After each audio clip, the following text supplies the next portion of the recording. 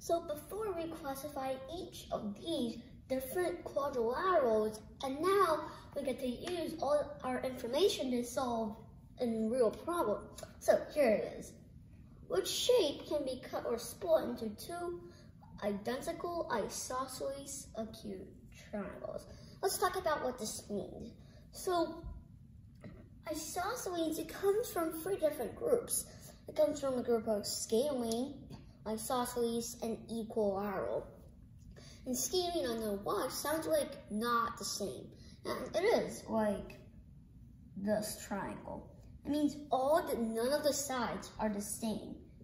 None of the sides are the same. You can clearly see none of these are definitely not the same.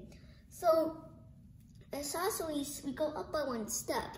Two of them, at least two, have the same length. They're the same. So basically, this is part of the isosceles triangle group. Like that.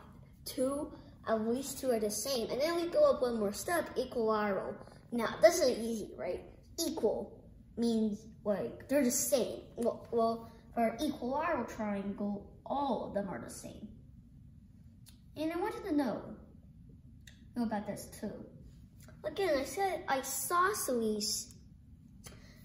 I said at least two. What does at least mean? It could be more than the same. So every equilateral triangle, in fact, is an isosceles triangle.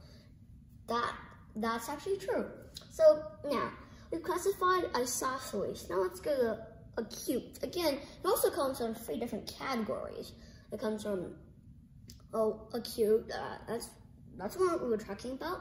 Acute, obtuse, and right. And you know the angles, right? It's just like two rays that come out from one origin. So let's have the most recognized, the right angle. Right. So it's just a perfect L. So, alright, it's basically a letter from the alphabet. And a right angle, it always equals 90 degrees. And we measure degrees using a protractor. And then again, we'll teach about protractors in another lesson. So now I know about right, you can easily classify acute and obtuse. So obtuse, it means it's larger. I take my perfect L, right? I take my right angle, but I increase it so that it's larger than 90 degrees. Like this one, I take since this is a right angle, and then I increase it so that it's larger than 90 degrees. And I want to know, anyways, this is a little too complicated. It might be a little too complicated. So anyways, acute is the one most important we're trying to classify. Acute. Again, it's easy to classify because we already had our right angle. So, okay, we're gonna use our hands again. So my right angle, this time we're gonna decrease and make it so that it's less than 90 degrees. But something more important. But it also has to be larger than 0 degrees. It cannot be negative. So let's say it's larger.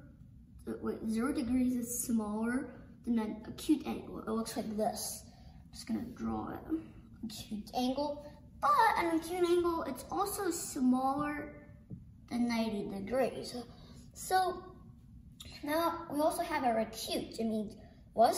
It means it's smaller than 90 degrees, but it's also larger than 0 degrees.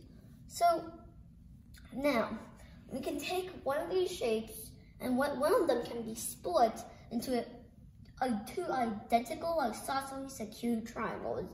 Now we already know about isosceles and acute. This should be an easy thing. But no, this kind of looks pretty tempting, right? I split it up, but now I have to use our easy information, the stuff we know, identical. I mean, these two are isosceles acute triangles. Oh, yeah, it is, they are. I mean, this does look like a right angle, it's not. So, even though these two are isosceles acute, they're not identical. So, this one is not.